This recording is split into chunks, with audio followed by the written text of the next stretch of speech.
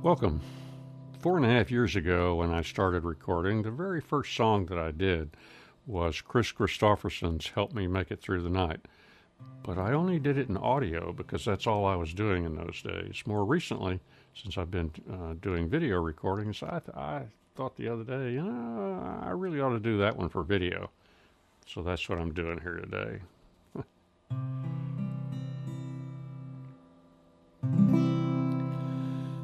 Take the ribbon from your hair, shake it loose and let it fall, laying soft against my skin, like the shadows on the wall. Come and lay down by my side till the early morning light. All I'm taking is your time.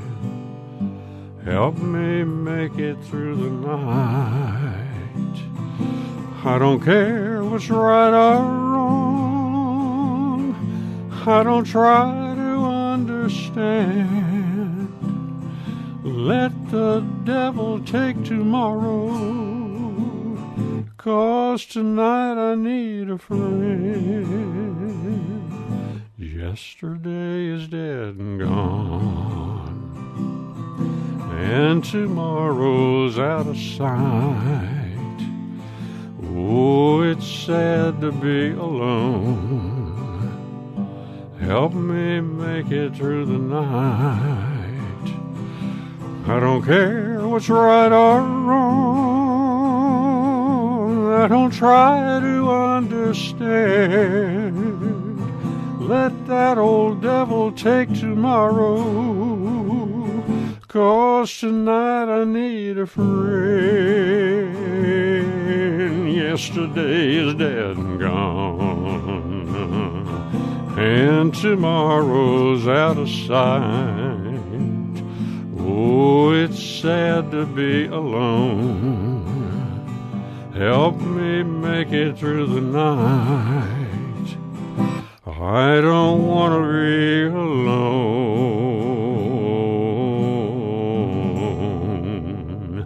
Help me make it through the night.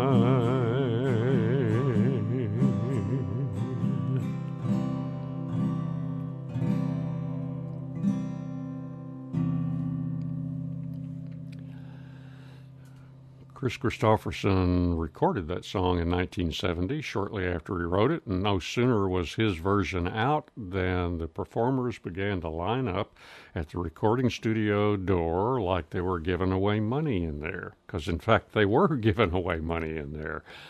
Almost everybody who recorded this song made money on it, and almost everybody who could record did record this song.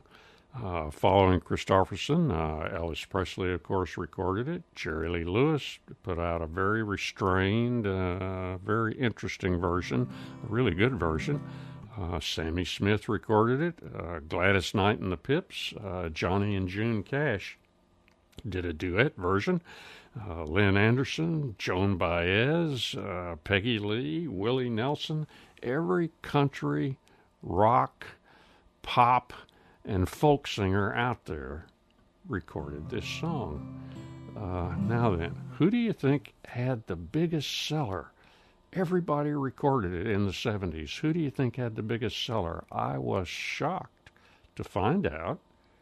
And if you said Sammy Smith, then you moved to the head of the class. I certainly didn't recall that it was Sammy Smith. Who was Sammy Smith? Most of us have forgotten Sammy Smith. Sammy Smith was either the first or one of the first women to enter the testosterone-dripping arena of the early 1970s known as outlaw country, the domain of Willie Nelson and Waylon Jennings and Merle Haggard and Johnny Cash, all those guys, none of whom were known to be feminists or even egalitarians. And this young woman held her own with those guys, and on this song, she outsold them all, which must have been a big high for her, but also for Johnny Cash, who really made her career. He plucked her out of obscurity. He heard her somewhere and got her signed to a major contract, and this was her first big hit, and actually the biggest hit she ever had. Johnny Cash did that for several people. He did the same thing for Kris Kristofferson. He rescued Kristofferson from being a janitor and got him a recording contract. He helped Bob Dylan early in Dylan's career. He helped a lot of people. Now then, if you want to kind of do a little historical review, as soon as I'm through talking here, please don't touch that mouse until I'm almost through. Type up in that little search box, help me make it through the night. A whole bunch of names will drop down. You can check them all out if you want to. They're all interesting one way or the other, and they're mostly great. But there's two in particular that I would recommend because they're polar opposites. First, look at the Sammy Smith version. This is the classic. This is the big seller. And I think when you watch it, you'll see why. She lives this song. It's a very sad, breathy, slow. She's kind of distant from the camera, looking down, and her hair's hanging down. She looks like someone who desperately needs a friend to help her make it through that night. That's the authentic, the essence of authenticity, in my way of thinking, on this song. All the way at the other extreme, on the essence of inauthenticity. Well, you try saying it. Inauthentic. Well, go ahead, try. You think you're laughing at me? Go ahead and try and say it. All the way at the other extreme is Bobby Darin. Now, Bobby Darin was a world-class talent, but he should never have tried to reinvent himself as a country singer. That came very late in his career. God only knows why he decided to do that, but he wasn't suited for that.